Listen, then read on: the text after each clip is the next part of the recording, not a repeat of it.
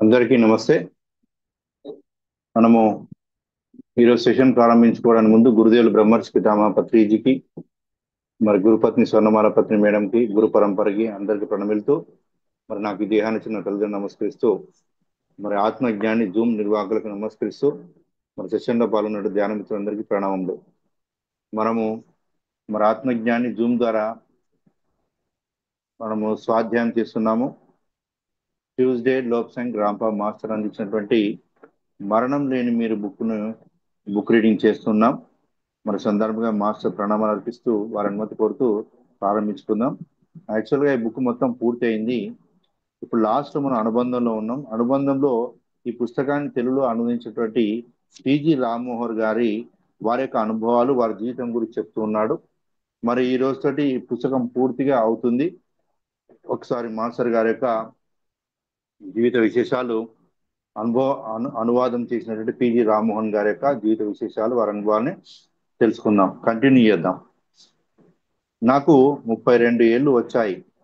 సిగరెట్లు మానేసి అప్పటికి 2 ఏళ్ళు అయ్యింది. ఉన్నట్లుండి రొమ్ము నొప్పి ప్రారంభమైంది. నా గుండెని ఎవరో పట్టుకారుతో బలంగా నొక్కిపెట్టి ఉన్నట్లు నా గుండెని ఎవరో పట్టుకారుతో బలంగా నొక్కిపెట్టినట్లు రొమ్ము నొప్పి ప్రారంభమైందట. నా భార్య చిన్న వదిన ఇందిరమ్మ కేఎండి డాక్టర్, కాలేజీలో ప్రొఫెసర్. 39 రోజులు ప్రతిరోజు హాస్పిటల్కు తీసుకెళ్లి పరీక్షలు చేయించేది. డాక్టర్లకు నాకేం జబ్బో అంతుపట్టలేదు. అయితే గతం సెషన్లో ఇతనికి 32 ఏళ్ళే ఆయుష్ ఉందనే విషయాన్ని ఒక జ్యోతిష్కుడు ఎవరు చెప్పినట్టుగా గతంలో వచ్చింది ముందు సెషన్లో. ఇప్పుడు 32 ఏళ్ళు ఆయనకి గుండె నొప్పి వచ్చిందట. డాక్టర్లకు నాకేం జబ్బో అంతుపట్టలేదు. 39 రోజులు వెళ్ళినట. ఒక్క సిగరెట్ తాగు, నీ నొప్పి వెంటనే తగ్గిపోతుంది అని నా మనసులో వినిపిస్తూ ఉండేది. కానీ నేను మొండివాణ్ణి. చావనైనా చస్తాను కానీ సిగరెట్ మాత్రం తాగను. 40వ రోజు పొద్దున నొప్పి మాయమైపోయింది. 40వ రోజు పొద్దున నొప్పి మాయమైపోయింది. వెంటనే ఆఫీస్కు బయలుదేరాను. దారిలో ఓ సిగరెట్ అగ్గిపెట్టే కొన్నాను. తర్వాత కొంతకాలానికి నాకు తెలిసింది, జ్యోతిష్యానికి పార్వతీదేవి శాపం ఒకటి ఉందని. జ్యోతిష్యానికి పార్వతీదేవి శాపం ఒకటి ఇచ్చిందట. మరి ఏందో విధితో పోరాడి భవిష్యత్తును మార్చుకోవాలనే మొండి వాళ్ళ మీద జ్యోతిష్ శాస్త్రం పనిచేయకూడదని. మరి 32 ఏళ్లకు మరణం సంభవిస్తుందని గతంలో చెప్పాడు కదా ఆయన జ్యోతిష నిపుణుడు. మరి అది జరగకుండా ఈయన ఏం చేశాడు? అది జరగకుండానే ఈయన దాంతో పోరాడి మరి అది సిగరెట్ మానేసి, మరి అప్పటికి ఆ వ్యసనం ఉన్నప్పటికీ సిగరెట్ మానేసినప్పటికీ, గుండె నొప్పి వచ్చినప్పటికీ ఎన్ని రోజులు హాస్పిటల్కి వెళ్ళినా ఏ జబ్బు నిర్ధారణ కాలేదు. మరి అలాగే ఆ గుండె జబ్బుతో చనిపోతాడంటే జ్యోతిష్యం కూడా ఈ విషయంలో నిజం కాలేదు. ఆ సందర్భం ఏం చెప్తున్నాడు? పార్వతీదేవి జ్యోతిష్యానికి శాపం ఇచ్చిందంట. ఏమని? ఎవరైతే మొండిగా ఎవరైతే విధితో పోరాడంటే భవిష్యత్తు, వర్తమానం కానీ భవిష్యత్తు కానీ కాలంతో పోరాడి భవిష్యత్తును మార్చుకోవాలని, ఎవరైనా తమ జీవితాన్ని మార్చుకోవాలని ప్రయత్నం చేసే వాళ్ళ విషయంలో జ్యోతిష్యం పనిచేయకూడదని పార్వతీదేవి శాపం ఇచ్చిన విషయాన్ని ఇక్కడ ప్రస్తావిస్తూ ఉన్నాడు. భయపడి, ఇది ఒక సంఘటన. ఇంకోటి, భయపడి పరిగెత్తుకొస్తున్న ఓ ఎద్దు నా దగ్గరికి వచ్చేసింది. దాన్ని మరో ఎద్దు తరుముతూ వస్తుంది కనుక రొప్పుతున్న దాని ఊపిరి నా ముఖానికి తగిలింది. అయినా నేను పక్కకు తప్పుకోక అలాగే నిశ్చలంగా నిలబడిపోయాను. వేగంగా పరిగెత్తుకొస్తున్న ఒక ఎద్దు, దాని తరుముతున్న ఇంకో ఎద్దు వస్తున్నప్పటికీ మరి రామ్మోహన్ రావు గారు ఎంతో ధైర్యంగా అట్లే నిలబడి ఉన్నారట. అంటే ఆయన యొక్క గుణాన్ని తెలియస్తుంది ఇక్కడ.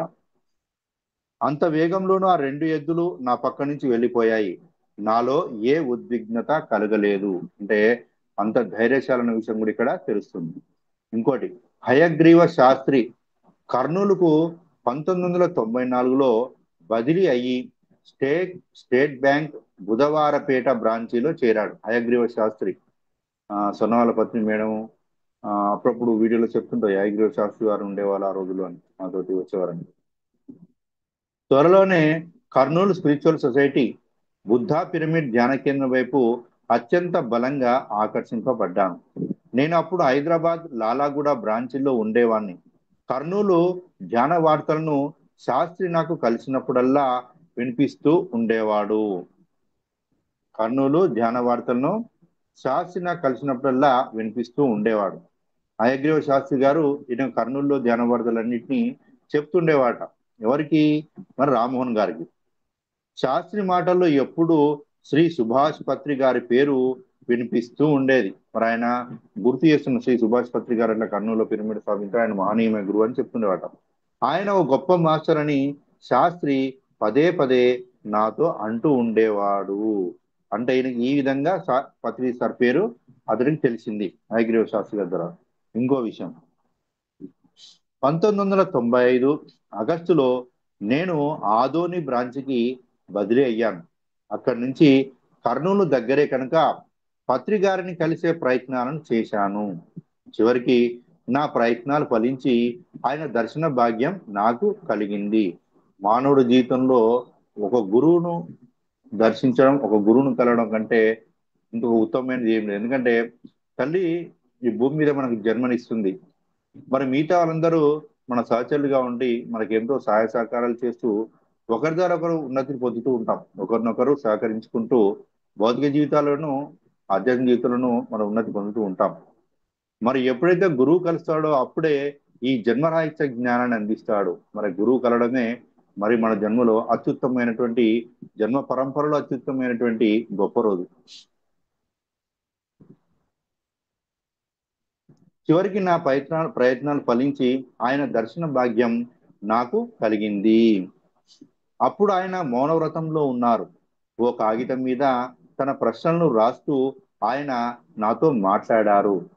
ఆ సంభాషణ భగవంతుడి మీద, వ్యక్తి మీద కొన్ని నిమిషాల పాటు జరిగాక శ్రీ సుభాష్ పత్రి గారు కాగితం మీద ఇలా రాశారు: నీకు ఏమీ తెలియదు, 0/100.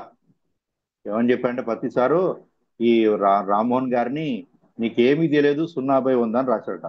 తూర్పు తిరిగి దండం పెట్టుకో అని పేపర్ మీద రాశాడు. అప్పుడు ఎందుకంటే సారు మౌనంలో ఉన్నాట, ఆ విధంగా రాశాడు. ఎలా అయినా ఎవరైనా అలా అంటే మనకు కూడా గుండెలో రాయబడ్డట్టు అవుతుంది బలం మీద.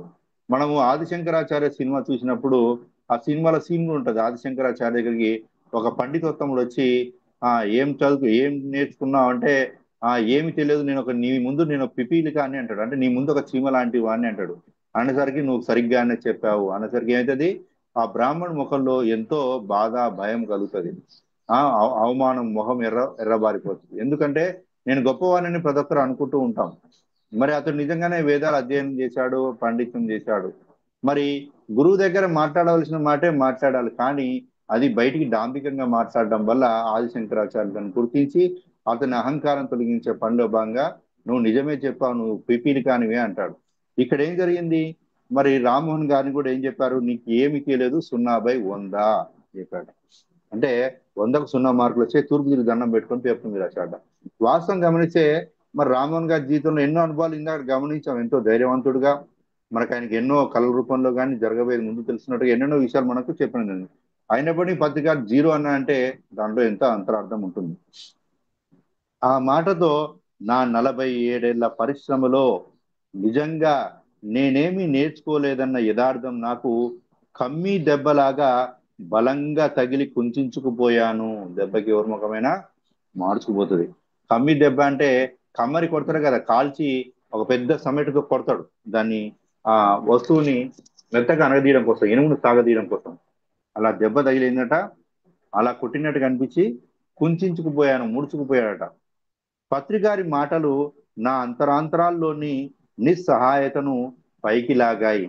లేచి నుంచున్నాను. ఆయనతో ఇంకేం మాట్లాడగలను? తడబడే గొంతుతో, నాకు ఏమీ తెలియదన్న విషయం మీ వల్ల తెలిసి ఎంతో సంతోషమైంది. ఏమన్నాడు? తడబడే గొంతు నిలబడి, నాకు ఏమీ తెలియదన్న విషయం మీ వల్ల తెలిసి ఎంతో సంతోషమైంది. అయితే ఇంకా ఏం చేయాలి అని నెమ్మదిగా అడిగాను. సుభాష్ పత్రి గారు జవాబుగా ఓ కాగితాన్ని తీసి నాకు అందించారు. ధ్యానం ఎలా చేయాలో, ధ్యానం వల్ల లాభాలేంటో వర్ణించే ఓ కరపత్రం ఆ కాగితం. ఈ విధంగా పిజి రామ్మోహన్ గారు 1945లో ఆగస్టులో పత్రి గారిని కలవడం జరిగింది. వారి సంభాషణ ఆ విధంగా జరిగింది. తర్వాత ఇంకో విషయం, మధ్యాహ్నం కర్నూలుకు వచ్చాను. శ్రీ ఆంజనేయ శర్మ గారు, మరి ఆంజనేయ శర్మ అంటే యూట్యూబ్ లో కొట్టి చూడండి, సార్ కూడా గొప్ప జ్ఞాని. శ్రీ ఆంజనేయ శర్మ గారు వీడియో అంటే కొడుతూ వస్తుంది టీఎంసీలో. మధ్యాహ్నం కర్నూలుకు వచ్చాను. శ్రీ ఆంజనేయ శర్మ గారు ఉరవకొండలో పిరమిడ్ కేంద్రం ప్రారంభోత్సవానికి బయలుదేరి వెళ్ళడానికి ఇంట్లోంచి బయటకు రాబోతుంటే నేను ఎదురొచ్చాను. ఆంజనేయ శర్మ గారట మరి ఉరవకొండలో పిరమిడ్ ధ్యాన కేంద్రం ప్రారంభోత్సవానికి వెళ్తూ ఉన్నాడట. మరి అప్పుడే పిజి రామ్మోహన్ రావు గారు మరి ఆంజనేయ శర్మ గారిని కలుసుకోవడం జరిగింది.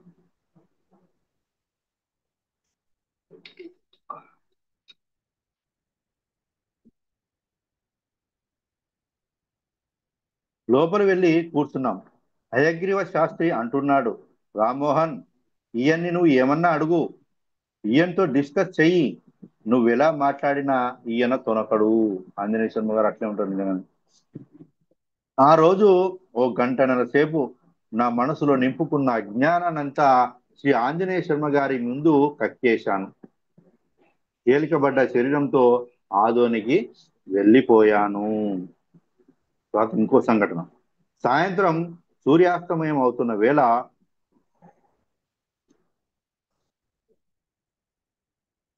డాక్టర్ హరి, ఈయన కూడా పిఎంసి యూట్యూబ్ లో వీడియోలు ఉంటాయి, హరి, డాక్టర్ హరి. డాక్టర్ హరి గారు నన్ను ధ్యాన భంగిమలో కూర్చోబెట్టి, ఫస్ట్ హరి గారి ద్వారా నేను ధ్యానం తెలిసినట్టు, డాక్టర్ హరి గారు నన్ను ధ్యాన భంగిమలో కూర్చోబెట్టి ధ్యానం ఎలా చేయాలో పూసగచ్చినట్లు చెప్పి మళ్ళీ తాను చెప్పేంత వరకు కళ్ళు తెరవద్దని చెప్పారు.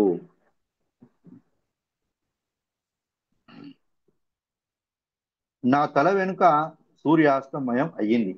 70 నిమిషాలు మొదటిసారిగా ధ్యానంలో నేను కూర్చోగలిగాను. 70 నిమిషాలు కూర్చున్నాట. నా తల వెనుక సూర్యాస్తమయం అంటే బహుశా ఈవినింగ్ సమయం ఉండొచ్చు, నేను తూర్పు దిక్కు కూర్చొని ఉండవచ్చు. ఎందుకంటే అది అంత అర్థవంతంగా లేదు, నాకు కూడా అర్థం కాలేదు. నా తల వెనుక సూర్యాస్తమయం అయింది, 70 నిమిషాలు మొదటిసారిగా ధ్యానంలో నేను కూర్చోగలిగా అన్నాడు. నన్ను లేపి ఏమైనా అనుభవాలు కలిగాయా అని డాక్టర్ హరి అడిగాడు. మొదట్లో కొంతసేపు శరీరం లోపలి శబ్దాలు వినిపించాయి. కాసేపు తర్వాత నా ముందు ఎవరో నడుస్తున్నట్లు అనిపించింది. తర్వాత నా శరీరం 1.5 కిలోమీటర్ దూరం ఎత్తుకు ఎగిరినట్లు తర్వాత నా శరీరం 1.5 కిలోమీటర్ దూరం ఎత్తుకు ఎదిగినట్టు, 1.5 కిలోమీటర్ అంత దూరంగా తినే శరీరాన్ని అనుభవం పొందాడు. ఎత్తుకు ఎదిగినట్లు అనిపించింది అంతే. వెరీ గుడ్, ఇలాగే సాధన చేయండి అన్నారు డాక్టర్ హరి. తర్వాత అనేక ధ్యాన మిత్రులతో నాకు స్నేహం ఏర్పడింది. ఈ విధంగా వీరు ధ్యానాన్ని మొదలుపెట్టారు. క్రమేపీ ఇంకో విషయం, క్రమేపీ అనేక ధ్యానానుభవాలు కలిగాయి. ఓ ధ్యానానుభవంలో నా శిరస్సు మాయమైంది. శరీరం వైపు చూద్దామని ప్రయత్నిస్తే చేతులు కాళ్ళు కూడా మాయమైపోయాయి.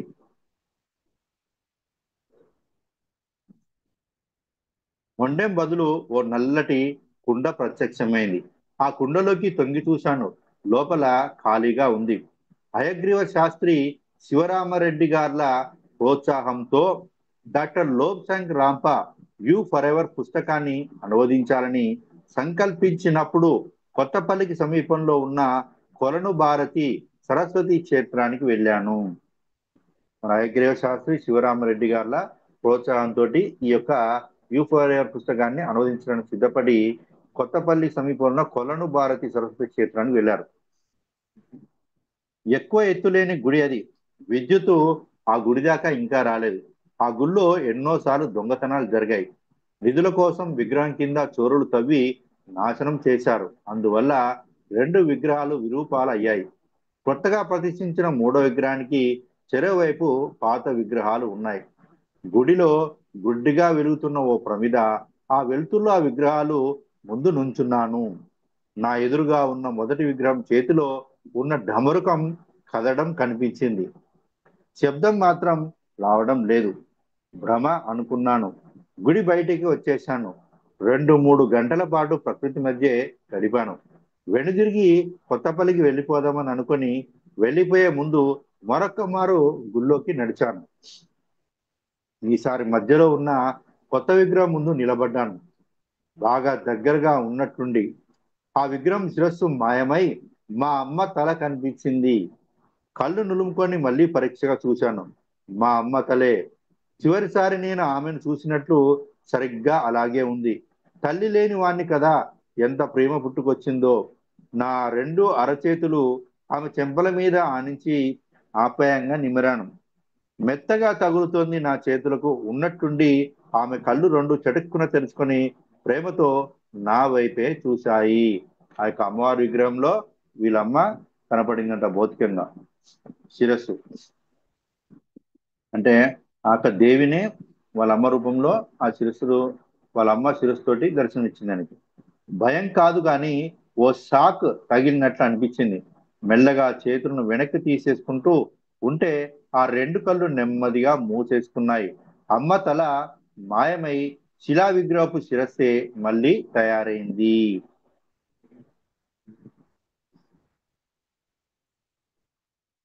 తర్వాత నా అనువాద వ్యాసంగం నిజంగా ఓ అద్భుత ప్రక్రియగా మారింది. రాత్రుల్లో నా పక్కనే ఎవరో కూర్చొని నేను రాస్తున్న అనువాదాన్ని నిశితంగా గమనిస్తున్నట్లు అనిపించేది. ఎంతో స్ఫూర్తి లభించేది. ఎదురుగా సుభాష్ పత్రి గారి తులసీదళం మీద ఫోటో నన్ను నిద్రపోనీయకుండా నాలో శక్తిని నింపేది. లోక్చంద్ రాంప నా కలంలోంచి తన అనువాదాన్ని తానే చేశాడని నా నమ్మకం. మరి మాస్టర్ ఏదన్నా ఆవహించి స్థాపించి ఉంటాడని నా నమ్మకం అంటున్నాడు. నేను నిమిత్త మాత్రుని అని నా అభిప్రాయము. ఇక్కడ ఇన్ని రోజులు పుస్తకం చదివినా కూడా నేను కూడా నిమిత్త మాత్రుని. ఆ మాస్టర్ నమస్కారం చేసి చదువుతూ ఉన్నాను ఇంతవరకే. చాలా రోజుల తర్వాత పత్రికాని కలవడానికి వెళ్ళాను. ఆయన బయట ఓ కుర్చీ వేసుకొని కూర్చొని చదువుకుంటున్నారు. నన్ను చూస్తూనే లేచి ఇంట్లోకి దారి తీశారు. లోపల కూర్చుంటూ ఓసారి నాతో కరచాలనం చేసి ఇంకా మీరు చచ్చిపోవచ్చు అన్నారు. సారట షేక్ హ్యాండ్ ఇచ్చిగా మీరు చచ్చిపోవచ్చు అన్నారట. వెంటనే మొదటి అంకం నాకు గుర్తొచ్చింది.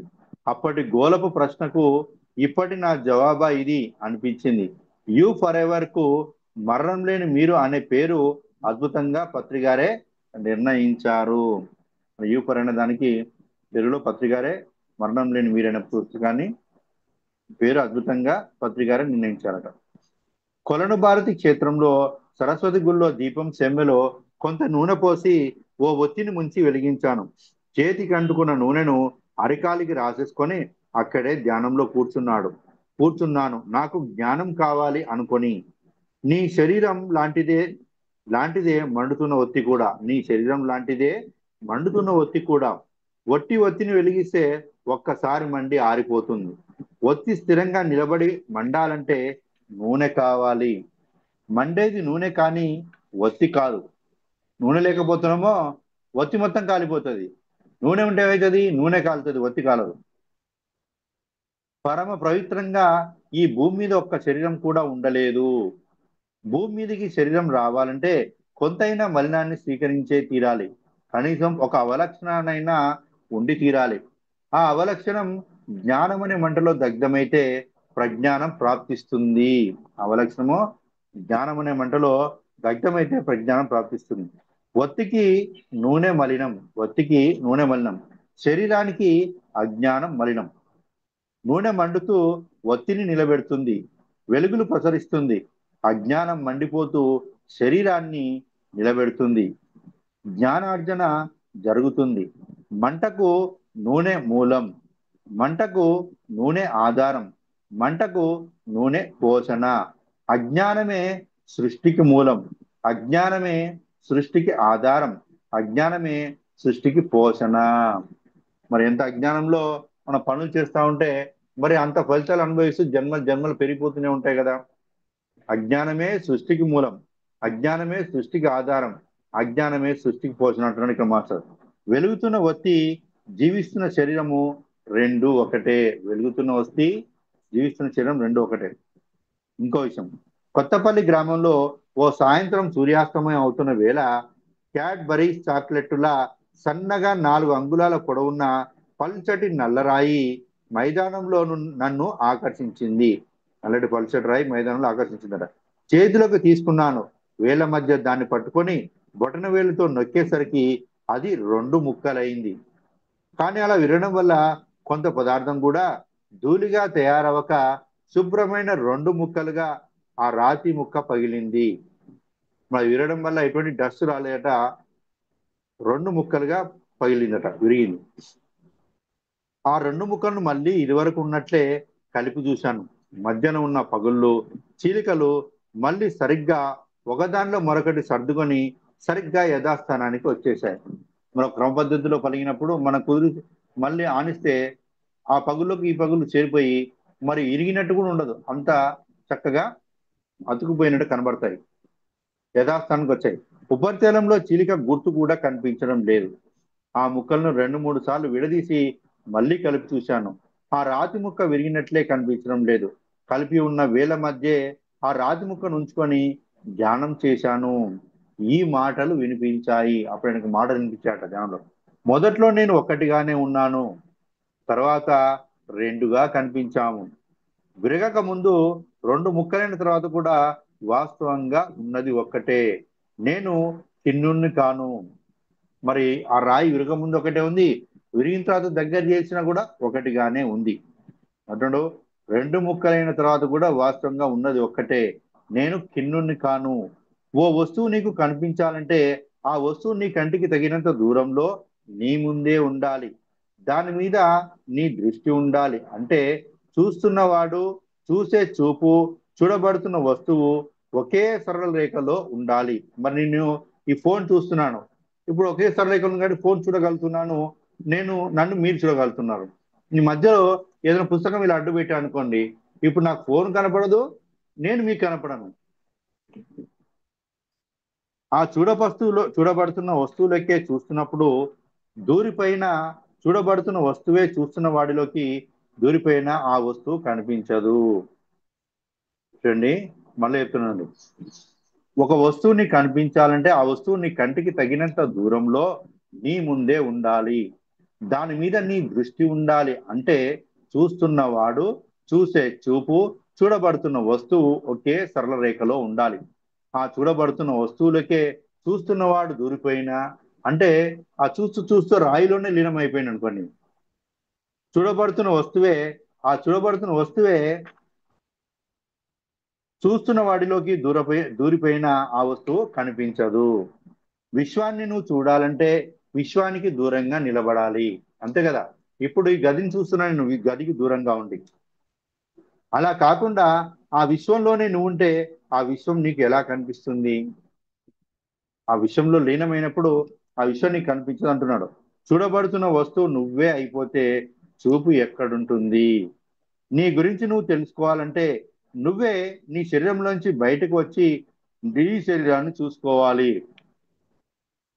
అంటే హాస్పిటల్ గురించి చెప్పారుగా మాస్టర్. మరి ఒక్కసారి మన సూక్ష్మ శరీరం బయటకు వచ్చి మన భౌతిక దేహాన్ని తీసినప్పుడు ఎలా ఉంటది? నీ గురించి నువ్వు తెలుసుకోవాలంటే నువ్వే నీ శరీరంలోంచి బయటకు వచ్చి నీ శరీరాన్ని చూసుకోవాలి. శరీరం నువ్వు కాదన్న ప్రత్యక్ష జ్ఞానం నీకు అప్పుడే కలుగుతుంది. ఇది ఎక్కడ జరిగిందంట? కుమారధార తిరుమలలో ఈ సంఘటన అనుభవం కలిగింది అని. ఇప్పుడు ఈ దేహం నేను అనే గట్టి నమ్మకంలో ఉన్నాం. మనము పూర్తి ఎరుకలో సూక్ష్మ శరీరాన్ని బయటికి తీసి ఈ భౌతిక దేహాన్ని చూసినప్పుడు మనకు ఈ దేహం మీద ఉన్న వ్యామోహం పోతుంది. ఓహో, ఈ దేహం నేను కాదు, ఈ దేహం తర్వాత కూడా నేను ఉంటాననే భావన దృఢమై స్థిరమవుతుంది. ఎందుకంటే అది స్వ అనుభవం కాబట్టి. ఇంకొక విషయం, యజ్ఞోపవీతాన్ని కత్తిరించి పారేశాను కదా, ఇంకా నేను బ్రాహ్మణ్ణి కాను కదా, తల్లి తద్దినం ఎలా పెట్టగలను? ఏం చేయమంటారని పత్రి గారిని అడిగాను. ఆమె తన పని పూర్తి చేసుకొని వెళ్ళిపోయింది. నువ్వేమీ చేయక్కర్లేదు. ఆ రోజు ఆదివారం. ఏమన్నాడు సారు? ఆమె జన్మ పూర్తి చేసుకుని వెళ్ళిపోయింది, నువ్వేం తద్దినం పెట్టాల్సిన అవసరం లేనట్టు చెప్తున్నాడు. ఆ రోజు ఆదివారం. శనివారం మొత్తం భోజనం చేయలేదు. ఆదివారం సెలవు రోజే అయినా కొత్తపల్లిలో ఆఫీస్కి వెళ్లాల్సి వచ్చింది. Sorry missus.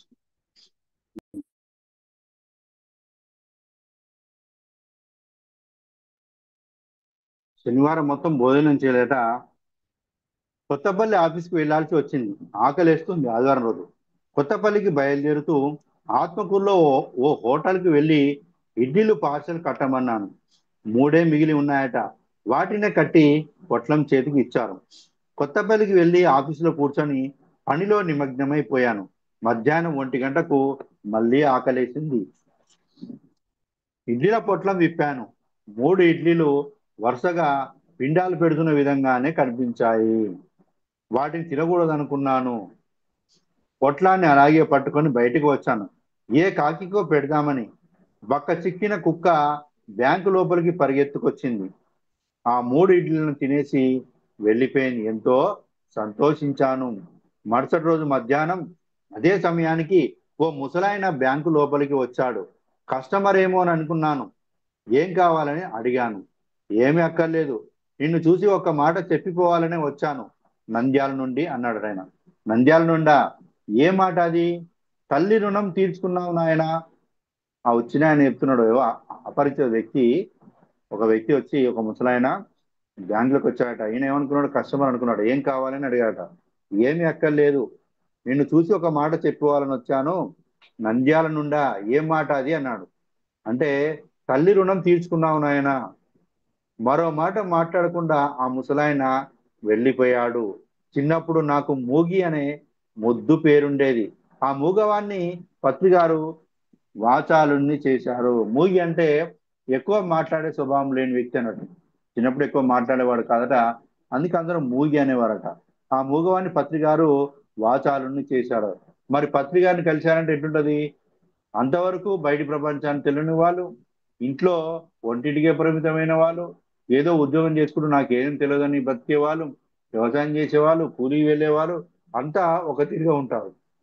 ఎప్పుడైతే పత్రికను కలుస్తారో, ధ్యాన సాధన చేస్తారో, వాళ్ళలో ఉన్నటువంటి అంతరం ఉన్నటువంటి శక్తి బయటికి వెళ్ళి వాళ్ళు గొప్పగా క్లాసులు చెప్పగలరు, ధ్యానం చేసి మంచి అనుభవాలు పొందగలరు. వారి జీవిత అనుభవాలు చెప్తూ, పుస్తకాల నుండి గొప్ప గొప్ప విషయాలు చెప్తూ, ఎంతో ధారాళంగా తప్పులు లేకుండా మరి అనుభవ జ్ఞానాన్ని కూడా ఎంతో బోధించగల శక్తి ఎక్కడి నుంచి వచ్చింది? ఆ గురువు గారి యొక్క దర్శనం వల్ల, ఆ గురువు చూపిన మార్గంలో నడవటం వల్ల. మరి నేను ఒక మూవీ అని పేరుండేది. మరి అలాంటి వారు నేను ఇంత గొప్పగా మాట్లాడుతున్నాను కూడా చెప్తున్నాడు. అన్నీ తెలుసునన్న అహంకారంతో జీవితంలో ఎలా నడుచుకోవాలో తెలియని నన్ను, అన్నీ తెలుసునన్న అహంకారంతో జీవితంలో ఎలా నడుచుకోవాలో తెలియని నన్ను పత్రిజీ ధ్యానిని చేసి, పత్రిజీ ధ్యానిని అంటే మెడిటేషన్ చేసి నాకు సరైన నడవడిక ఇచ్చారు. సరైన నడక ఇచ్చారు. చూసారా?